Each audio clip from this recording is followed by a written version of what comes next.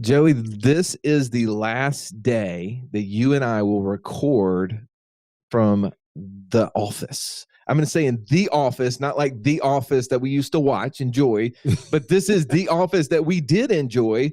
And today I went to work out and I saw these two older guys and I love talking to them. I took a picture with them the other day. I put them in our community. And one of them was a banker. One of them was a CEO of a publicly traded company. And I went to him today. I said, hey, I need your tips. I said, what is it? Tips? I said, I need to know today's the last day I'm going into the office. And they're like, you're retiring? I was like, well, I'm retiring from the office. I'm going home. I'm no longer going to have a physical office I go to. So you guys both experienced that. Why don't you tell me how that went? And one of them said, well, they gave me a car when I retired. And I was like, dang, that's pretty good. You got, man, I'm looking for my car. And the other one said, they told me to get out of the way so the next guy could come in. Nice. That sounds more accurate. But who's going to come in here? I don't know. Do you think anybody's going to be able to fill our shoes, sit in these seats, and be able to accomplish what you and I have over 5 years? No, they'll do far better, I think. They probably will do far better. But this is so fun that you and I have had a chance over 5 years to not only grow as a business to where we went from one business to, 10 businesses, to now sharing with people all over the world our own personal story, how we've been able to grow our businesses, how we've been able to create passive income streams. And this is just one step in that financial freedom journey for you and I. We want time. We want more time with our family. And for us, this office was an obstacle. It was. And I think you're making a good point here, because financial freedom for you doesn't have to look like it does for us. For us, we got really clear 3 or 4 years ago and said, man, what is the most important thing? What is our business going to do for us? Yep. And we said, it has to produce more time for us to be with our family. Well, and in that, we have to measure it, like literally be able to measure each week, are we spending more time with our family? That was our goal. That was what we put on the board. This is what our objective is. How do we measure it? Well, for us, being able to say, okay, well, let's do away with our physical office space. So now we will be in our home environment, which will then get us closer to spending more time, even if it's just the commute time. Easily. I mean, that's at least 30 minutes to an hour a day of us coming in and out of the office. For sure. Minimum. And then think about the times for lunch. Who are we going to have lunch with? Our families. Who are we going to take breaks with? Our families. Who's going to watch me take a nap? I don't think anybody's going to. My family's going to watch me take a nap because I like taking naps, right? But I'm still in the house. I don't take naps here. So that's one of the things I'm looking forward to. That's an objective for me, increase my sleep. Well, the point I'm making is we got really clear about our vision. We actually hired a coach, right? Justin, our COO, came into the business and said, okay, now tell me what you want your business to do for you. We got really clear on that. And he said, oh, well, that means now we need to transfer all this profit you're making into people and systems. That's going to buy more of your time back. And then we said, well, also what happens is we get rid of our physical office space. That translates into more time. And so for you, we've actually created a course that you can learn what your financial freedom needs to look like. That's the Passport Challenge. We've just launched this. We want to make sure you get access to it. So go to wealthwithoutwallstreet.com/passport.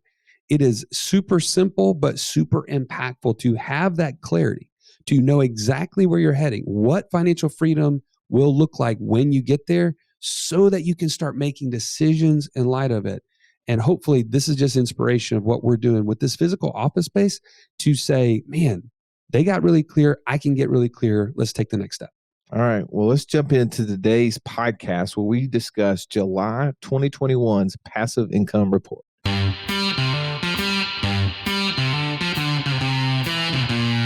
Welcome to the Wealth Without Wall Street podcast, your guide to understanding how to get out of the Wall Street rat race and start your own mailbox money lifestyle. Now, don't let these handsome Southern draws fool you. These financial minds are teaching our country to enhance savings, increase cash flow, and create passive income, all without the help of Wall Street. Are you ready to break through? Now here are your hosts, Russ Morgan and Joey Murray. All right, Joey, we're talking 2021 July. The report. You just said that like in military time. Well, I said in military You time. went backwards. No, I did it purposefully. Okay. You're sitting over here with the stinking high and tight, looking like Major Payne. I had to do it backwards.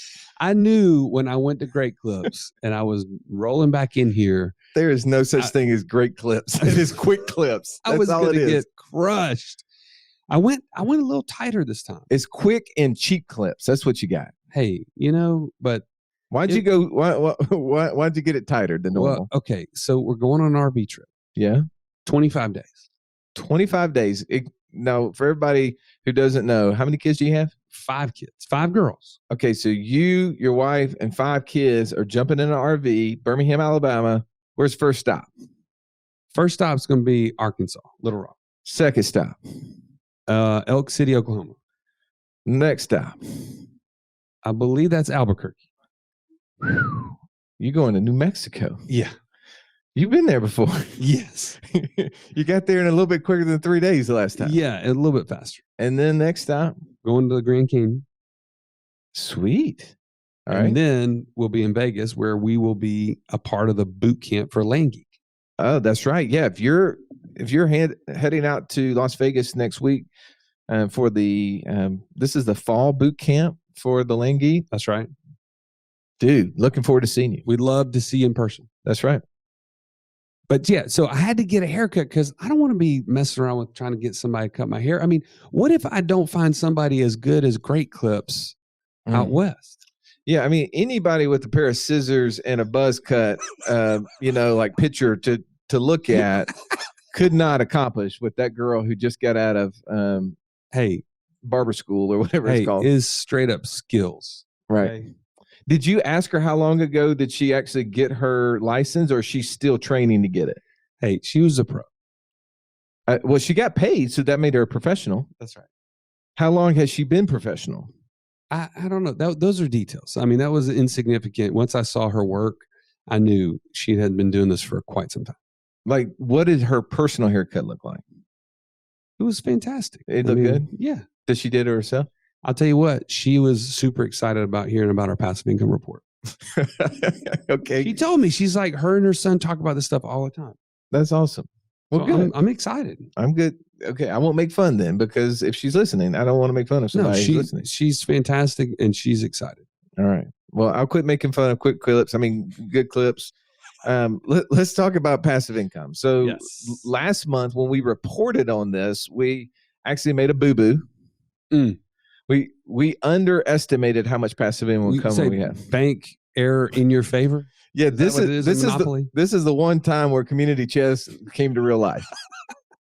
We actually had a bank error in our favor. Our accountants are like, "Hey, by the way, you overstated the taxes. You guys put that into your expenses. We actually had already accounted for that on the balance sheet. So you get to go back and say, you got to pay yourself an additional almost $6,000. That is such good news. Okay, so last month we brought in $49,385, a little more than what we reported live, June 2021. Right. This month we brought in $65,766. Woo, man! What did you do, man? That's awesome. There's some heavy lifting in my crypto miners. Ooh. I knew it was happening. I'm looking at this spreadsheet, Joey, and for those watching live, it says ETH miners, and it says Russ, Joey. And by the way, everything is a competition. If you notice, at least to Russ it is. If you notice, I'm crushing him. By the way, we're 50-50 on virtually everything but the Ethereum miners. Well, so he's going to find whatever. He's got to find one thing to compete with. Well, I'm just saying, like, I just went and said, I believe in this process, and I just kept buying. I kept buying more miners, man. Yeah, you've crushed me. So my personal miners, after all expenses for maintenance and everything, brought in $11,717. And I came in just slightly behind that. You can tell them $2,222.34. That's about 400 and something percent less. It is, but and by the way, just as an update, what are we doing with that money that is created? Well, Explain. Well, to me, okay, so sometimes we bring in US dollars, right? And that's currency that we're going to then redeploy either to buy new assets or refund or replenish our lines of credit or life insurance policies, whatever it may be. For the cryptocurrency Ethereum, we're not actually turning that back into US dollars. We're keeping it in that specific currency and getting interest on that currency. We actually are staking our Ethereum, and sometimes we're trading it for Bitcoin. That's another currency that we own. But we're using that as just a means to grow in addition to the US dollar, because we believe the US dollar, because we've watched it over time continue to depreciate, right? As they continue to print more funny money. Gresham's law says good money will flee when bad money comes in. And that's right. We're watching bad money come into our national economy every single day. And, they're talking about another $1 trillion spending bill that they want to bring in. That's just more money going to print. So we're taking dollars, US dollars, and turning them into a different currency and holding that currency as compared to US dollars. And so just kind of for clarity purposes, that money is not coming to us every single month in the form of like a cash flow like we had originally anticipated. We started these Ethereum miners in light of, man, this would be just like a rental property. No, you said that wrong. Okay. You said that wrong. What do you because mean? By saying it that way makes someone thinks it's still an investment. That is a currency. That is a cash flow. We are getting that cash flow. If you looked at your checking account and it said $11,717, you would have considered that a cash flow, correct? That is true. And when you look at your other wallet, it's just a different type of wallet. It says it says Ethereum. It has a number of coins, but for us to really measure equally, it tells us in US dollars that's equal to 11,717. Well, actually, yours would only say $2,222. Thanks again. Thanks. So we have to retrain our brain, though. I'm okay. I understand why you said that, because our brains did not consider it that way. We were thinking we were going to always keep converting it to US dollars. Instead, we are getting a cash flow. It's coming to us. That's true. Can you spend it? We can. How quickly could you spend it? Just as quickly as US dollars. And if you wanted to, could you stake that currency and turn it into US dollars without even have to sell that currency? Yes, you could borrow against it. Okay. And by the way, we are not giving you investment advice. We're not trying to tell you whether Ethereum, Bitcoin, or whatever is going to be the next best thing. I was talking to a guy today, and he was asking me about, hey, I'm thinking about selling my Ethereum that I own and then waiting for it to go down and then buying it again. I was like, please don't do that. Because in my opinion, it's going to keep moving forward. It's going to keep moving up. But if you want the dollars, if you want to buy things, because we unfortunately are not in an economy right now that takes Ethereum or Bitcoin to allow us to buy groceries, gasoline, whatever it may be, you could borrow against it. You could then spend US dollars. That's right. If the currency if you believe the currency is going to go up over time, and really, is it going up, or is the US dollar going down? Definitely the US dollar is going down. So I think it's holding its value as the US dollar continues to depreciate. People who own ounces of gold has not gone up in value. The dollar has continued to go down. That's all that's happened. It takes more dollars to buy the same ounce of gold that existed 100 years ago. The gold is still the same piece of gold, right? I think the coins, whether they're Ethereum or Bitcoin, are still just coins. The dollar in relationship of that is what's making it go down. So again, we're sitting here looking at that. We don't know. We'll all look back 5 years from now, 15 years from now, and determine whether or not we made a good decision. But that's one of the small things that we're doing. Joey, let's talk about another item on our board, the land business. We just mentioned we're going out to Las Vegas, going to talk at the boot camp, be in attendance at the boot camp, because we have a land business. We want to learn more about the land business. That's right. In fact, if you want to learn what we have learned and go deeper in the subject, go to thelandgeek.com and check them out. They have tons of ways you can get involved, from the investor toolkit up to private coaching and everything in between. Highly, highly recommend their system. And so anyways, within this land business, we have a team of people that are running this for us. And they are just constantly buying raw land, they're buying it at 25 cents on the dollar roughly, turning around and selling it at retail price on terms. So they're making it affordable for somebody to own land. And in this economy, number one, it's hard to find good land. And so people are buying it just as fast as you can essentially get your hands on it. Last month, or what? No, go ahead. Last month, the gross amount of this business was $11,078. And once we net out the partnership we have with our team, $7,755 was our net. That's huge. So that $7,755 is coming in the form of notes. So I was looking a second ago, somebody had commented on our post, and she had mentioned to me in a chat the other day that she's doing private lending, right? Which is a form of note income. That's right.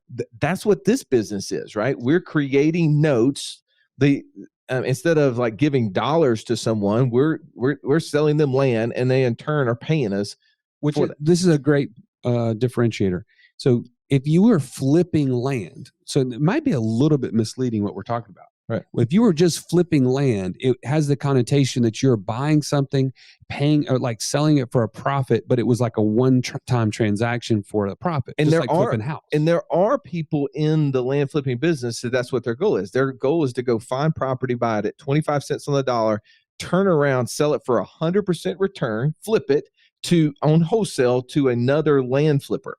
So that person, instead of having to go through all the problems and all the mailing and all the hassles and all that stuff, instead of doing that, they're willing to pay 25%, higher for the piece of land, so that then they get it, and then they go and do what we're doing, which is sell it to a customer and have them pay a monthly. Yeah. So I think just a point of clarification is we call it land flipping, but it really is more about becoming a bank. For us, the way we're running our land business. Exactly. So just making sure you understand, a lot of these notes are between 4 and 6 years. And so they are a sustainable long-term income stream that we're creating every time. I just read this comment. It was so drawing, Joey. I wanted to share it. I realized that my time is not really mine. It's my company's. Now I have to stop negotiating my time for money, and I need to start working to become financially free. That's exactly how I felt when my daughter Adler asked me on the way to school, "Dad, can you pick me up from school today?" And I had to say, "No, baby, I have to go to work." That's where I drew the line. In order for you to be clear on the things you need to do and stop doing, and to know who you need to become so that you can stop trading time for money, join us right now at wealthwithoutwallstreet.com/passport. Now let's get back to this episode. All right, so let's talk about Wake Up in Birmingham. That is our short-term rental business. That is a business where we have every unit except one. We do not own it. We have gone in and under a master lease, been able to rent the property, letting the owner know that we are going to put this property on short-term rental. Now, we don't necessarily say, "Hey, by the way, we're going to come up there and we're going to put our stuff on Airbnb and we're just going to let anybody come in and, just let your neighbors know there could be some parties." Like, of course, that's not the way that conversation goes down. That doesn't go well. We contact these places and we say, "Hey, by the way, do you have any properties available for corporate rental?" Corporate rental means lots of businesses will rent properties, and as they have people come in town throughout the year, they will then use those properties for those people. And many of these apartment complexes already have corporate rental companies. You're kind of speaking their language at that point. They know what you're talking about. And then we will go from that part to say, well, we're looking for 2, 3. In some situations, we have as many as 11 in certain complexes. And we'll say, help us understand the properties, and we need to go look at them. We need to make sure it's a good fit. We're going there and we're showing them that we are a professional company, that we're not just a mom and pop. This isn't something where somebody's putting up, a a sheet between the living room and the dining room and calling that a bedroom. And that's not what we're trying to accomplish. Right. If you go on wakeupinbirmingham.com, you can see what we're doing. You can see that we have a very professional product. We let them know that. And because of that, then we can go out to the marketplace once we have those properties. So if we get a property, we may rent it for $1,100. That's our monthly rent to the owner. That's right. Then we turn around and put it on sites like Airbnb, VRBO, or our own website, Wake Up in Birmingham, and we market it on a nightly rental. Most of the stuff that we have has a 2-night minimum. Some stuff that we have a 3-night minimum. When people come and rent with us, then we're renting that at a higher price point over that whole month than what we could get if we were trying to go buy a property and just find a long-term rental, correct? That's right. So give people insight into what's happening or what happened in the month of July. So July was one of our top months ever because it is a super busy time for people to travel. Our area in particular has a lot of travel teams like baseball kind of tournaments and things like that in Birmingham. And it just really attracts families to our bigger units. And so in the month of July, we grossed $62,844 across, it's a total of 21 units. But the expenses are $37,531. So we netted $25,312 from our legacy kind of units. And then you have some with your daughter, as well as a different kind of a group that you operate. And that netted out $3,800 between those units. So between the two of us, we brought in just shy of $30,000 of profit. Yes. After paying our operator and the management company. Paying all the that includes the rent, that includes the management company, that includes all the power bills, utilities, the cleaning fees, the linen costs. Everything that went into that, we netted $30,000. Here's a really interesting thing. Again, everybody does this differently, but some people ask, Russ, why do you love short-term rental? Well, because I enjoy being able to influence the outcome. I like this. As compared to long-term rental, I couldn't do it, right? It just is what it is. I could find one renter and that's it. And if how many properties, Joey, would you have to own in order to bring in $30,000 a month in passive if you had long-term rentals, assuming you had mortgages on them? I mean, that's a ton. Well, about 100? Probably about 100. About 100 at $300 a month per. Right. So, and now again, there's value in that. We've interviewed people, the Camiras, Tao Simpson, both of them were getting really close to 100. That's right. There's different value systems and different processes, but what it is that I like about the short-term rental world is that I can influence. I get text messages from friends, people who are in the real estate business, people who come into our community and say, "Hey, I'm traveling through Birmingham. Can I stay at one of your places?" We've had people that have done that. I love that. I love the excitement of it, but I also love the fact that it creates immediate cash flow. It's something we can see. Yes, it costs money to outfit it. We spend a good amount of money to buy furniture, to actually pay decorators to go in there. We don't want our product to look like a lot of people's stuff. They're not taking pictures with their iPhone. Right. We bring professional photographers in there to make the place look right, to stage it, to keep it up. But because of that, we're seeing returns on our money close to 1,000%.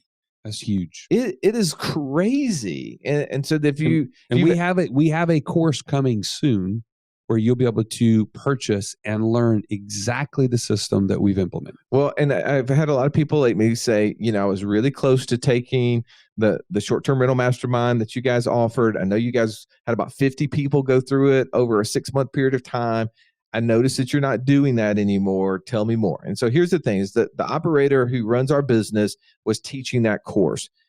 It became burdensome for him to be able to keep up with all of that in our business at one time. So he agreed to basically take everything that he was teaching, break it down into small segments and make it a course, and then said, "Hey, I'm willing to do one time a month, a live call for a couple hours with everybody who goes through the course.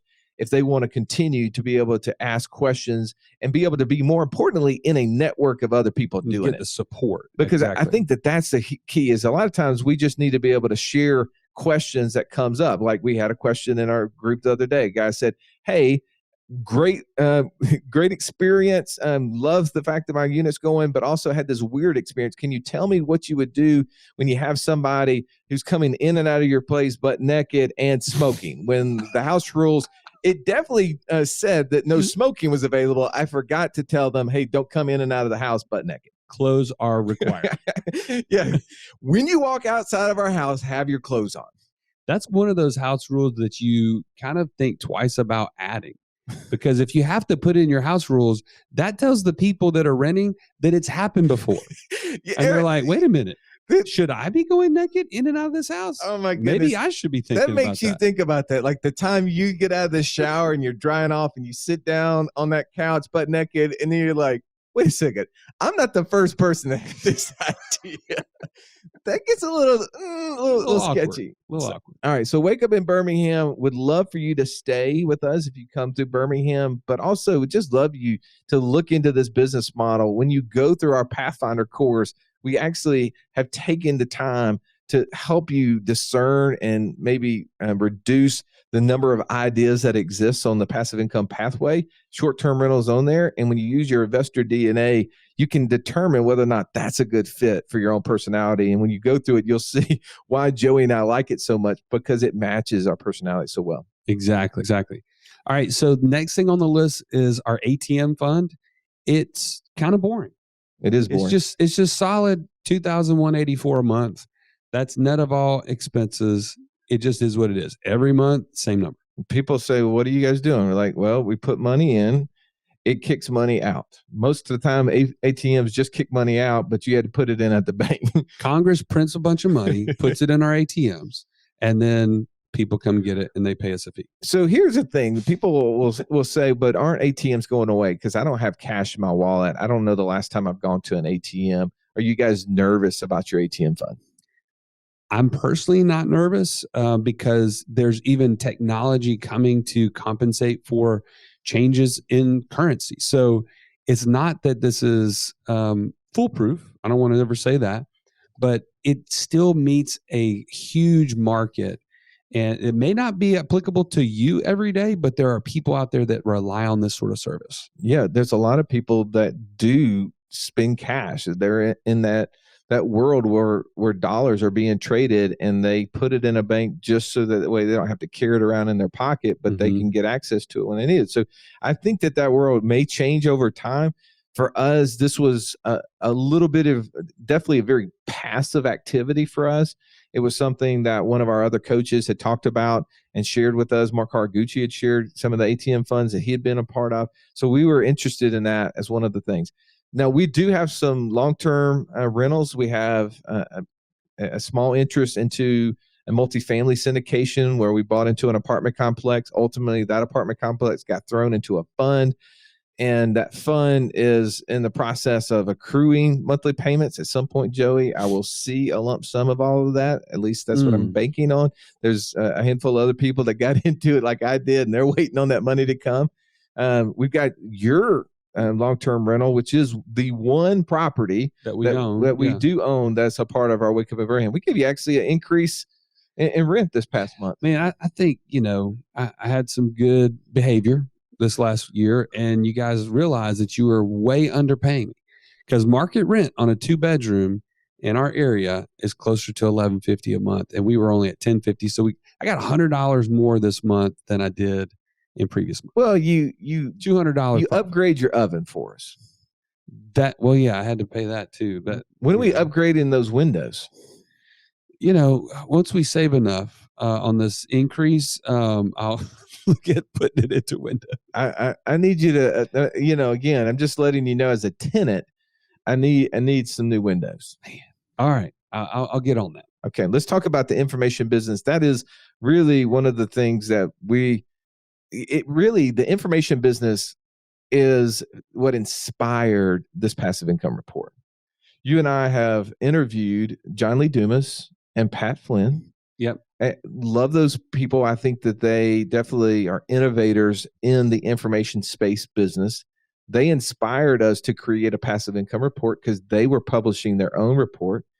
But because of that, it was like, okay, well, again, people are constantly asking us for things. How can we give content to people on a regular basis and get compensated to do it? So our information business is our community. When you go to wealthwithoutwallstreet.com/community, you get to take part in what I believe is one of the most focused groups to help you become financially free and get there faster. And through that, there's different things. We were talking about a second ago. The passport, which is step one in our process to get a very clear goal, is a free item. But the second part, to get the path, to be able to start putting the pieces together, that is a paid for item. Because we've actually paid for these assessments to be created for you, where you know your own investor DNA and you can apply it to what passive income options are available to you. And then the third part is when people join our inner circle, which is our coaching platform. Right. That's the support piece that everybody needs. And sometimes they miss getting to their goal because they just can't get that final mile. Well, here's the thing. I think a lot of times in the past, we've been known for helping people set up their infinite banking policies, their systems, right? Their cash flow processes. And I love to use this analogy that we're building a rocket ship, right? And we're putting people behind the steering wheel, assuming there's a steering wheel of a rocket ship. I guess there is. I don't know. I don't think it's round. It's not round. I think it's got like this cool gaming type of, Yeah, it looks more function. Like a bat shape or something. Yeah, that's what I was thinking. Well, so you're holding this bat shape, cool gaming wheel, right? I don't know what you call that. But the problem is you're going to a destination you've never been to before, right? And so you need a navigator. And Mark Hargucci, one of our coaches, is a pilot, and he tells me the right seat, the co-pilot, is the navigator. That is that person's job. Well, I think that's what the inner circle is about. The inner circle is to bring coaching to that person, to help them navigate, right? Not to steer. That's your job. This is you becoming financially free for yourself, not us helping you become financially free. We're there to help navigate. We're there to say, hey, we've been there before. We can show you as you go through this process how to get there in the straightest line possible.